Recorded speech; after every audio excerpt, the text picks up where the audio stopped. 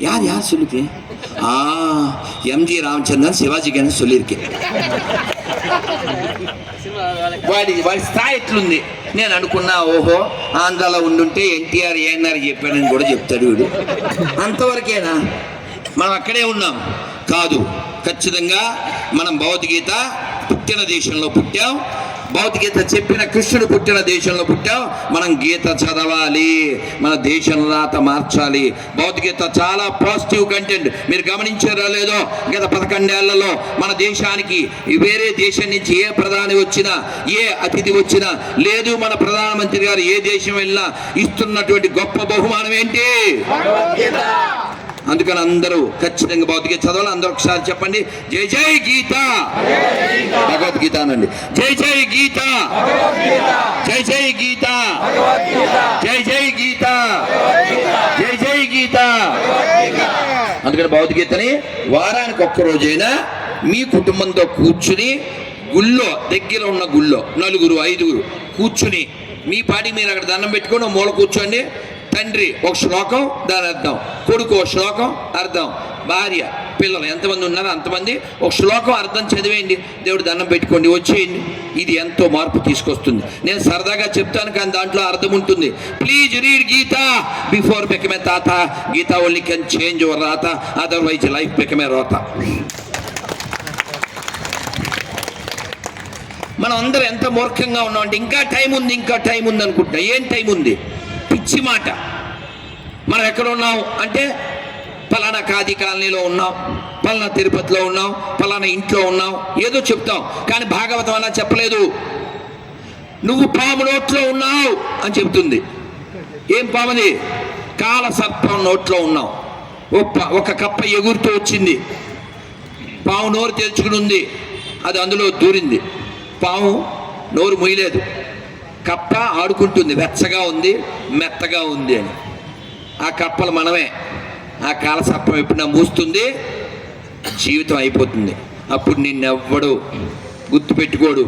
మీరు గమనించండి, మనం చనిపోయిన గంట సేపు ఏడుస్తారేమో, 2 గంటలు ఏడుస్తారేమో, 3 గంటలు ఏడుస్తారేమో. తర్వాత టీ పెట్టరా గొప్ప తలనొప్పిగా ఉందంటాడు. నిజమది. నీ చావు అప్ టు చాకిరేవు. ఆ తర్వాత నీ సావు నువ్వు చావు. మహా అయితే కొడుకులు చూస్తారేమో ఆ 10 రోజులు 12 రోజులు. నీ బూడిద తీసుకెళ్ళి కాశీలోనో లేదా దగ్గరలో ఎక్కడో నదిలోనో కలిపిన తర్వాత గదిలో నీ ఫోటో పెట్టి ఓ చిన్న బల్బు పెడతారు. అంటే అందులో దీపం ఎగిరిపోయింది, బయట బల్బు వచ్చింది అని. నేను కుప్పంలో చాలా ఏళ్ళ క్రితం ఒక ఆయన, పెద్ద ఆయన పాడితే హార్మోని మీద నేను వారిని అడిగి రాయించుకుని దాన్ని తెచ్చుకున్నాను. తర్వాత రికార్డు కూడా చేశాం. చాలా బాగుంటుంది, మీకు తెలుసు అది. చంచలంబగు జగతి లోపల శాశ్వతంబొకటేదిరా, కన్ను మూసి తెరచు లోపల కలిమిలేములు మారురా, మాయ సంసారంబురా ఇది మనసు నిలకడలేదురా, అన్నదమ్ములు ఆస్తిపాస్తులు అంతటను ఇలా మాయరా. ఎవరు కనపడుతుందా? కాబట్టి ఇక్కడ మనం ఏదో మోసుకెళ్తాం, మనం ఏదో తీసుకెళ్తాం అని స్వార్థంతో జీవించకండి. మీరు ఖచ్చితంగా డబ్బులు సంపాదించండి, అనుమానమేం లేదు. మీరు లక్షలు కోట్లు కూడా సంపాదించండి. కానీ అందులో 80% మీరు వాడుకోండి, 20% దేవాలయాలకు ఖర్చు పెట్టండి. ఆ 20%లో కొన్ని భగవద్గీత ప్రచారానికి ఖర్చు పెట్టండి. అందులో కొంత సొమ్ము గోమాతలకు ఖర్చు పెట్టండి. అందులో కొంత సొమ్ము హిందువుల్లో పేదలకు ఖర్చు పెట్టండి. అందులో కొంత సొమ్ము రైతులకి అనాథలకి ఖర్చు పెట్టండి. ఈ దేశం బాగుపడకపోతే నన్ను అడగండి. అందరికంటే ఎక్కువ ఈ దేశంలో హిందువుల దగ్గరే సొమ్ము ఉంది, కానీ దరిద్రం దమ్ము లేదు. సొమ్ముంది, సొమ్ముండి దమ్ము లేకపోతే అది దుమ్ములో కలిసిపోతుంది. పాకిస్తాన్ ఎక్కడి నుంచి పుట్టింది? ఇలా దమ్ము లేని దరిద్రంలోంచి పుట్టింది. షేక్ చమల్లాల్, ఈ రోజుకి మీరు వెళ్ళండి, లాహోర్లో ఓ బిల్డింగ్ ఇలా ఆర్చ్ ఉంటుంది. ఆర్చ్లో సగం తెగిపోయింది, వాళ్ళు ఉంచారో లేదో తెలియదు. దాని మీద ఉంటుంది షేక్ చమల్లాల్. అది 2 బిల్డింగ్స్కి మధ్యలో ఆర్చ్. అది ఈ చమల్లాల్ అడిగాడు అతని దగ్గర పనిచేసేవాడిని, మా అబ్బాయిలు ఇద్దరికి 2 బిల్డింగ్లు కట్టిస్తున్నాను, అటు ఇటు. నువ్వేం కట్టిస్తున్నావు, నీకు ఎంతమంది పిల్లలని? సార్ నాకు 9 మంది సార్ అన్నాడు. మరి బిల్డింగ్లు అన్నాడు. నాకెందుకు సార్ బెంగ? లాహోర్లో మీరు కట్టించారు 2 బిల్డింగ్లు, పెషావర్లో ఇంకో సేటు, కరాచీలో ఇంకో సేటు, పంజాబ్లో ఇంకో సేటు కట్టిస్తాడు. ఆ బిల్డింగ్లని మావే. వాడు స్పష్టంగా చెప్పాడు. వాడు చెప్పిన 36లో చెప్పాడు, 47లో ఆ బిల్డింగ్లన్నీ వాళ్ళకే వెళ్ళిపోయినాయి. మీ బిల్డింగ్లు, మీ బ్యాంకు ఖాతాల్లో ఉన్న సొమ్ము, లాకర్లో ఉన్న బంగారం, నీ కూతురు నీ పెండ్లం కూడా వాళ్ళ పాలే అవుతుంది. నువ్వు కానీ ఈ కులం పార్టీల కుక్కల్లా బయలుదేరితే. హిందువులా ఉంటేనే నువ్వు బలంగా ఉంటావు, నువ్వు హిందువులా ఉంటేనే నువ్వు బతుకుంటావు. పహల్గావ్లో కాల్చే ముందు సార్ రెడ్డి గారండి, శెట్టి గారండి, శర్మ గారండి అని ఎవడు అడగలేదు. తూ హిందూ హాయ్ అన్నాడంతే. నువ్వు హిందూ అయితే వాడు కాల్చాడు. కాబట్టి మనం హిందువులాగే జీవించాలి, హిందువులాగే మరణించాలి, హిందువులాగే మనం నినదించాలి. అలా నినదించకపోతే మన జీవితం, ఈ మన పూర్వీకుల యొక్క త్యాగం అంతా వ్యర్థమైపోతుంది. అందుకని మనం అందరం కూడా స్వామి వివేకానంద రేపు వారి యొక్క జన్మదినోత్సవం, అది యువజన దినోత్సవం. మేము బాల్యం నుంచి అది జరుపుతూ ఉన్నాం. మా అదృష్టం ఈ రోజున తిరుపతిలో మన ఖాదీ కాలనీలో మనం జరుపుకుంటున్నటువంటి ఈ హైందవ సమ్మేళనం నిన్న ఒక ముఖ్య కార్యక్రమంలో విజయవాడలో శివాలయంలో మన రాష్ట్ర భాజపా అధ్యక్షుడు మాధవ్ గారితో, ఈ రోజున ఈ ముఖ్య కార్యక్రమంలో మన భాను అన్న గారు, మన పెద్దలు వేదిక మీద ముందున్నటువంటి పెద్దలందరితోనూ కలిపి పాల్గొంటున్నాను. ఇది నా భాగ్యం. నిన్న పర్వదినం ఏంటంటే మన గౌరవనీయ ప్రధానమంత్రి నరేంద్ర మోడీ గారు చెప్పారు, మనం ఈ సంవత్సరం అంతా కూడా సోమనాథ పర్వ్, స్వాభిమాన గర్వ్, మనం గర్వంతో జరుపుకోవాలి. స్వతంత్రం వచ్చిన 3 ఏళ్లలో మనం 1000 బానిసత్వ చిహ్నాన్ని తుడవడానికి ప్రయత్నం చేసి సర్దార్ పటేల్ లాంటి మగోడు అప్పుడు ఉండబట్టి మనం మళ్ళీ 3 ఏళ్లలో కట్టుకున్నటువంటి సోమనాథ్ మందిరాన్ని కట్టుకుని 100 ఏళ్ళైన సందర్భంగా ఇప్పుడు మనం స్వాభిమాన పర్వాన్ని జరుపుకుంటూ ఉన్నాం. అందువల్ల సోమనాథ్ భగవానికి, సోమనాథ్ భగవానికి, సోమనాథ్ భగవానికి.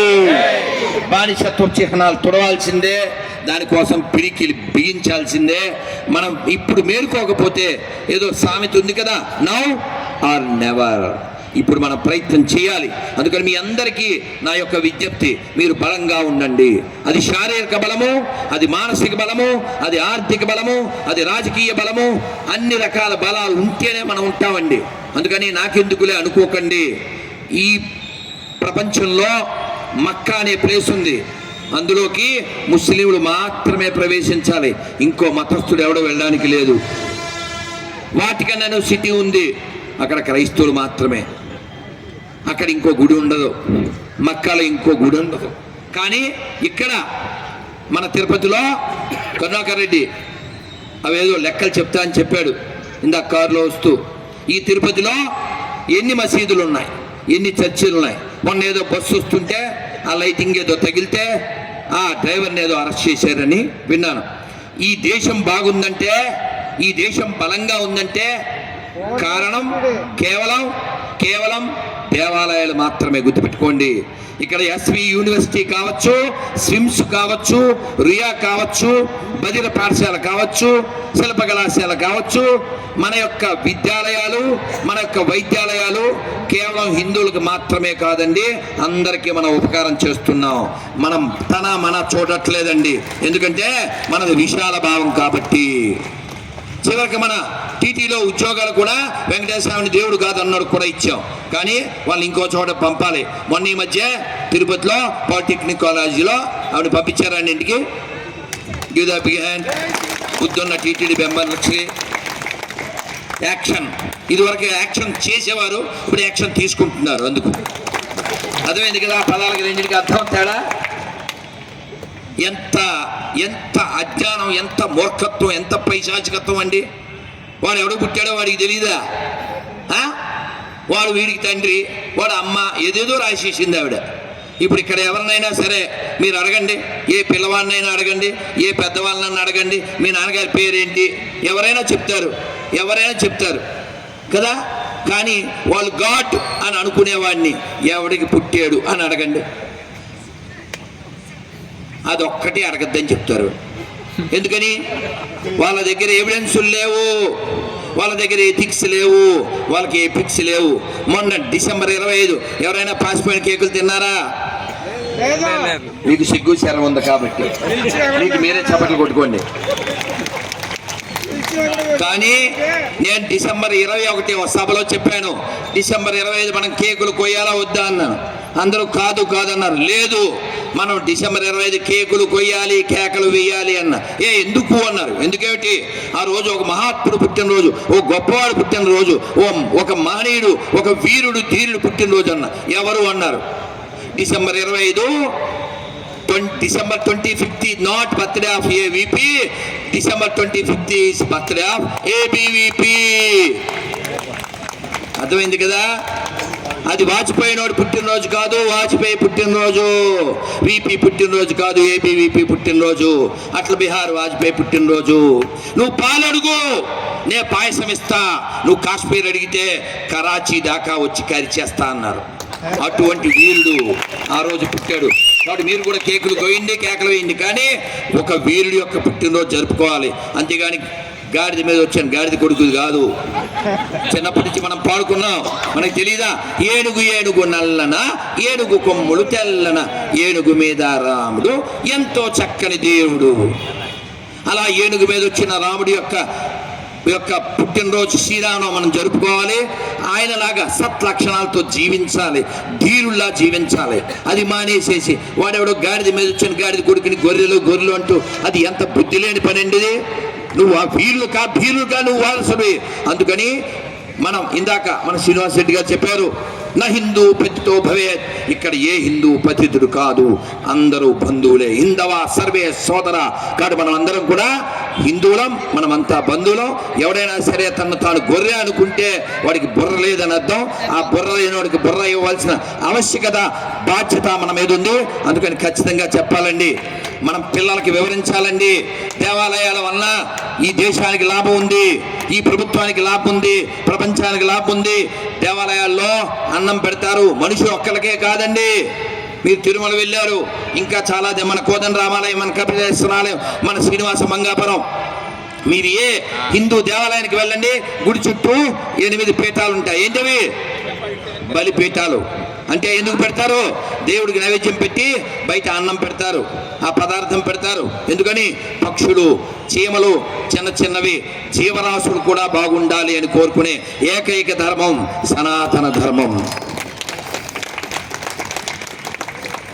మీరు చదివితే వాళ్ళ పుస్తకాల్లో రాసి ఉంటుంది, వారి బలిపీఠంలో పడవేయుడి, వాటిని తోయుడి, వాటిని కాల్చుడి.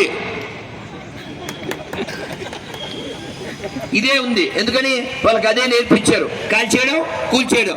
ఈ ఫర్ ఎడ్యుకేట్ మనకి నేర్పారు, ఈ ఫర్ ఎరాడికేట్ వాళ్ళకి నేర్పారు, ఈ ఫర్ వెనకొచ్చి ఇంకో వాళ్ళకి నేర్పారు.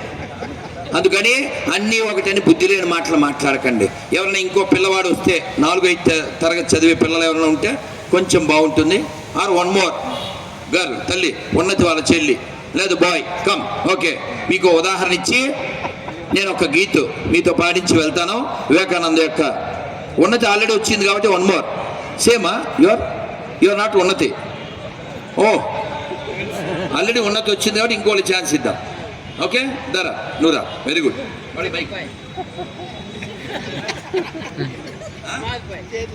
కుందన్ సాయి ఏం చదువుతుంది?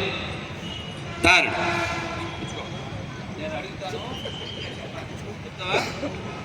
తిరుగుతావా? రైట్, అక్కడే ఉండి పర్వాలేదులే. చెప్పు. 5 వేళ్ళు సమానమా? ఇలా చూడరా, ఉందా? ఇటు చూడు, సమానంగా ఉన్నాయా? Are 5 fingers are equal or not? సరిగా చూడు, సమానంగా ఉన్నాయా? హరీష్, సమానంగా ఉన్నాయా? లేదు కదా, గట్టిగా చెప్పు మైకులు. 5 వేళ్ళు సమానమా? అమ్మాయి పర్లేదు, చిన్న వెదవ కదా వాడు. ఓకే, 5 వేలు సమానం కాదు. అమ్మ వచ్చిందా ఇక్కడికి? అమ్మ రాలేదు ఇక్కడ. అమ్మ పేరు ఏం పేరు? రైట్. అమ్మ, నువ్వు ఎప్పుడైనా షాప్కి వెళ్ళారా? వెళ్ళలేదు. ఏం కొనలేదు అమ్మ నీకు? అమ్మే కొని తీసుకొచ్చేస్తుంది అంతే. సరే, అమ్మ ఏదైనా షాప్లో ఒక బొమ్మ, 2 ఒకటేనా? కాదు కదా, పని చేస్తుందండి బొర్రా కొట్టండి. అమ్మయ్యా, స్వప్న ప్రియ కొడుకు స్వప్నాలు కనట్లేదు, నిజాలే చెప్తున్నాడు. 2, మూడోది, ఎప్పుడైనా శివాలయానికి వెళ్ళావా? వెళ్ళుంటావురా, మర్చిపోయింటావు. కపిలేశ్వరం దగ్గరికి వెళ్ళకుండా తిరుపతిలో ఎందుకుంటారు? కళ్ళు చూడండి ఎంతైనా, మర్చిపోయాడు కదా. శివాలయంలో శివుడు ఎదురుగా ఒకటి ఉంటుంది, ఏంటి నాన్న అది? పాపం, శివలింగం. శివలింగానికి ఎదురుగానే రా ఏముంటుంది? నంది. అమ్మయ్య, నంది. ఓకేనా, బాగానే కనిపెట్టావు. ఓకేనా, మరి గుళ్ళో ఉండే నంది, రోడ్ల మీద తిరిగే పంది ఒకటేనా?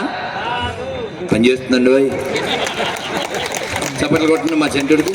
రైట్, ఓకేనా. ఇంకో లాస్ట్, ఆవుకి ఎప్పుడైనా ఏమైనా పెట్టావా? బెల్లమో పండో ఆవుకి పెట్టావు కదా. మరి ఆవుకి ఎవరైనా ఏమన్నా మేపేవాళ్ళు, లేదు ఆవును కోసి మేసేవాళ్ళు, ఇద్దరు ఒకటేనా? కాదు, గట్టిగా చెప్పు. కాదు. మైక్ దగ్గర పెట్టు. కాదు. అంటే ఏం చెప్తున్నాను? బోత్ ఆర్ నాట్ సేమ్, అంతేనా? ఇప్పుడు మళ్ళీ అడుగుతాను, చకచక చెప్తాడు ఇప్పుడు. నానా మైక్ దగ్గర పెట్టుకో, చకచక చెప్పాలి. 5,000 సమానమా? కాదు. అమ్మ బొమ్మ సమానమా? కాదు. గుళ్ళో నంది ఊళ్ళో పంది సమానమా? కాదు. ఆవిడ మేపేవాడు ఆవిడ మేసేవాడు సమానమా? కాదు. అన్ని మతాలు సమానమా?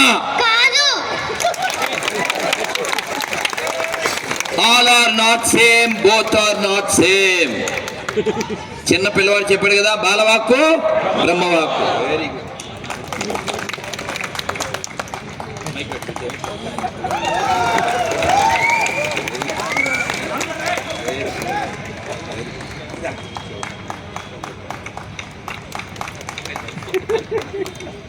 జై శ్రీరామ్, జై శ్రీరామ్. మీకు ఎందుకు లైవ్ డేమో చూపించాను చెప్పనా? మనందరికీ లోపల ఏదో ఒక పిచ్చి భావన, మన ఒక్కలమే అనుకుంటున్నాం వాడు కూడా మనిషి అని. కానీ వాడి దృష్టిలో మనం మనుషులం కాదు. మొన్న పందిని అడిగారు బంగ్లాదేశ్ ఈ ఇన్సిడెంట్ అయ్యాక, సార్ బంగ్లాదేశ్లో జరుగుతుందంటే ఏం జరిగితే నాకెందుకు అన్నాడు. మరి గాజాలో జరిగితే వీడికి ఎందుకు? ఎందుకంటే వాడు ఒక మతం. కానీ మన ఒక్కలమే చెప్తాము ఎదుటి వాడిలో ఆత్మ ఉంది అని. కాబట్టి ప్రపంచం అంతా బాగుండాలంటే ఈ నినాదం, ఈ విధానం ప్రపంచవ్యాప్తం కావాలి. సర్వే జన భౌతికత ఎందుకు చదవమని చెప్పాను తెలుసా? ఒక్కసారి నమస్కారం మొదలు పెట్టండి, అందరు చెప్పండి. మీకు ఇప్పుడు ఈ కార్యక్రమం అయ్యాక మా పనిగారు అని మీద పడకండి, భాను అన్నగారు మీరు ఒక 4 మనుషులు ఇద్దరు మన వాళ్ళని ఇక్కడ భౌతికత స్టిక్కర్లు ఒక ఇస్రో సైంటిస్ట్ కొట్టించి పంపించారు. అవి మీకు ఇవ్వబడతాయి, ఇంటికి కూడా తీసుకోండి. అలాగే ఏకాదశి పేపర్ ఇంటికి కూడా తీసుకోండి. మళ్ళీ ఇక్కడ ఏమైనా ప్రసాదం పెడితే పొట్టలో అది కట్టకండి, పుణ్యాత్తులు మాకు తెలుసుగా, అలాగే చెప్తున్నా. అలాగే మీకు గొర్రెల పేపర్ కూడా ఇవ్వబడుతుంది. ఒకటి ఏకాశి, ఇంకోటి రాకాశి, చూడకండి మాకేసి. సో ఆ ఏకాదశి పేపరు, ఆ గొర్రెల పేపరు, ఆ భౌతికత స్టిక్కరు, ఒక హరే కృష్ణ మంత్రం కార్డు, ఇవన్నీ తీసుకొని ఇంటికో సెట్టుగా, అంతేగాని మీద పడిపోవడాలు అవి చేయకుండా అందులో ఉన్నదాన్ని మీరు చదివి గ్రహించండి. నేనేం చేయగలను నా దేశానికి, నేనేం చేయగలను ఈ ధర్మానికి, అది మీరు గ్రహించడం కోసం ఇవి మీకు ఇవ్వడం జరుగుతుంది. మీరు ఎవరైనా సరే మన ఇళ్ళ దగ్గరికి వచ్చో, లేకపోతే మనతో మాట కలిపినప్పుడో మా దాంట్లో జాయిన్ అయిపో అని ఎవడైనా అంటే ఖచ్చితంగా ఆడితో గొడవ పెట్టుకోకండి. నేను జాయిన్ అయిపోతాను రెడీ అని చెప్పండి. నేను ఒక్కనే కాదు, మాతో ఉన్న ఇన్ని 100 మంది కూడా జాయిన్ అయిపోతారు, మా స్వామీజీ కూడా జాయిన్ అయిపోతారు. దాంతోపాటు మీకు 90 లక్షలు ప్రైజ్ మనీ కూడా ఇస్తారు. ఎప్పుడు ఇస్తారు?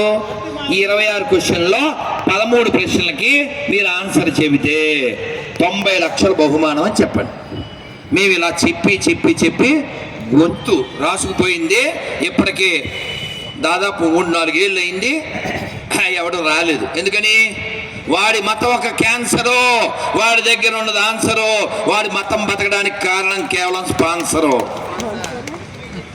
అదవుతుందా? అందుకని మనం ఖచ్చితంగా చెబితే వాడికి అర్థం అవుతుంది వాడు ఉన్నది రాంగ్ ట్రాక్, వాడు పెద్ద క్రాక్ అని. ఎందుకంటే ఎవడైనా గర్వంగా వాళ్ళ అమ్మ నాన్న పేరు చెప్పాలి, వాడు చెప్పడాడు. ఎందుకు చెప్పడు? నన్ను తిడతాడు, మళ్ళీ నీకు ఎందుకు అంటాడు. ఎందుకు చెప్పడం? ఆయన చెప్పాడు అక్కడ, వాడు మనకే పుట్టాడు కాబట్టి. కదా. వాడు ఎందుకు చెప్పడు? వాళ్ళ నాన్న పేరు సుబ్రహ్మణ్యం, వాళ్ళ అమ్మ పేరు రామలక్ష్మి, వాడికి మనకు అర్థమైపోతుంది. అందుకని వాడు నిజాయితీ లేనివాడు కాబట్టి నీతి లేని హిందువులు గొర్రెలుగా మారుతున్నారు, భీతి కలిగిన హిందువులు పందులుగా మారుతున్నారు. ఒరిజినల్ హిందువులు ఇదిగో ఇక్కడ ఉన్నారు. కాబట్టి ఆ ఒరిజినల్ హిందువులు పెరిగితేనే ఈ దేశం బాగుంటుంది. లేకపోతే వాడి చేతికో కట్టు ఉంటుంది, వాడి ముఖాన బొట్టు ఉంటుంది, వాడేమో డిసెంబర్ 25 మెర్రి, వీడికి ఫుల్ వర్రి. మళ్ళీ ఇంకోటి వస్తే సలీం పిలిచాడు కదా అని చెప్పి సలాం కొట్టుకుంటూ గులాంలాగా వెళ్ళిపోయి హలీం తినేసి వచ్చేస్తాడు మలం తిన్నట్టు. ఎందుకని? వీడికి ఎగ్గు లేదు, సిగ్గు లేదు. అందుకని ఖచ్చితంగా మనం మనలా ఉంటేనే ఈ దేశం మనగలుగుతుంది, ఈ దేశం నిలబడగలుగుతుంది. అందుకని స్వాభిమానం స్వాభిమానం స్వాభిమానం. మన దగ్గర తత్వం ఉండాలి, మన దగ్గర సత్వం ఉండాలి, అంటే బలం ఉండాలి. బలం లేకపోతే మన మాట ఎవడో విండండి. మేము చిన్నప్పుడే సంఘలోనే ఈ శ్లోకం నేర్చుకున్నాం. అశ్వన్నైవ గజన్నైవ వ్యాఘ్రం నైవచ నైవచ దేవో దుర్బలఘాతక. బలిచ్చేటప్పుడు ఏనుగుని బలివరు, సింహాన్ని బలివరు, పులిని బలివరు, గుర్రాన్ని బలివరు. ఏది బలహీనంగా ఉంటుంది దాన్ని బలిస్తారు అని చెప్పారు. కాబట్టి బలహీనమైనటువంటి మనుషులు, బలహీనమైనటువంటి హిందువులే ఈ దేశానికి శత్రువులు. కాబట్టి ఇందాక మన శ్రీనివాస్ రెడ్డి గారు చెప్పినట్లుగా, అమ్మ చెప్పినట్లుగా, స్వామి వివేకానంద చెప్పిన మాటే గుర్తుపెట్టుకోండి. బలమే జీవనము, బలహీనతే మరణము. అందుకని బలం సంపాదించండి. ఎన్ని రకాల బలాలు సంపాదిస్తారో మీరు అన్ని రకాల బలాలు సంపాదించండి. అందులో లోపల కూడా బలంగా ఉండాలంటే మనం చదవాలి, మనం వినాలి, కొంచెమైనా మన లోపల వైపు తిరగాలి, మనం ఆధ్యాత్మిక సాధన చెయ్యాలి. నేను బాను అన్న వాళ్ళ ఇంటికి వెళ్ళాను. చక్కగా అమ్మవారి సేవ చేస్తారు, వారి ధర్మపత్ని చాలా అద్భుతంగా ఉంటుంది. ప్రతి ఇంట్లో దేవుడి గది ఉంటుంది నాకు తెలుసు.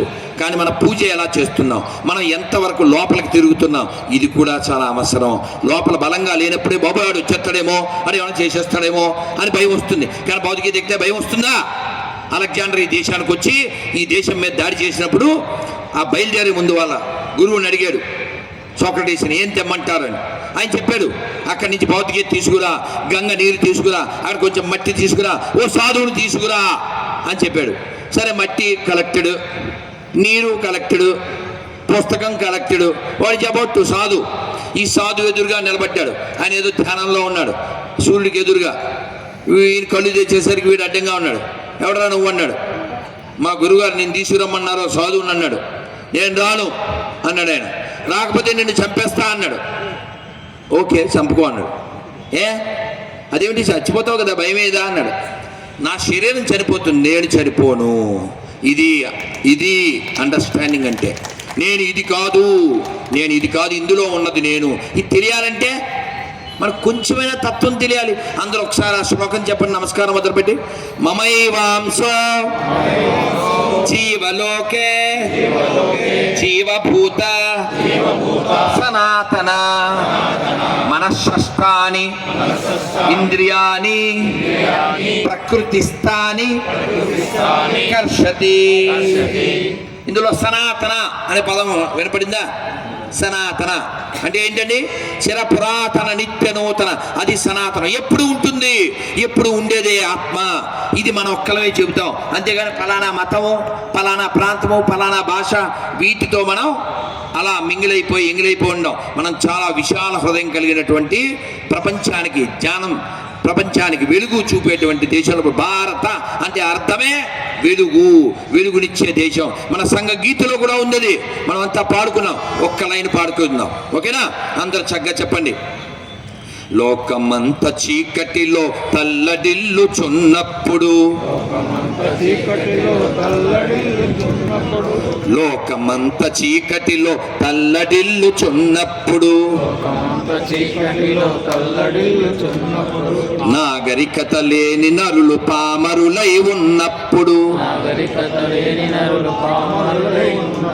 వేదాలను వెలికి తెచ్చి జ్ఞాన భిక్ష పెట్టినావు, నిజముగను జగద్గురువే ఓయమ్మ నీవు, నిజముగను జగద్గురువే ఓయమ్మ నీవు, జయము జయము భరతమాత జయము నీకు జగన్మాత జయము జయము భరతమాత జయము నీకు జగన్మాత ఈ జగాన సాటి ఎవ్వరే ఓయమ్మ నీకు ఈ జగాన సాటి ఎవ్వరే ఓయమ్మ నీకు భారత్ మాతాకి భారత్ మాతాకి. అలాగే మనం ఖచ్చితంగా మర్చిపోకూడనటువంటి 3 ఉన్నాయండి. అదేమిటంటే అందరూ చెప్పండి.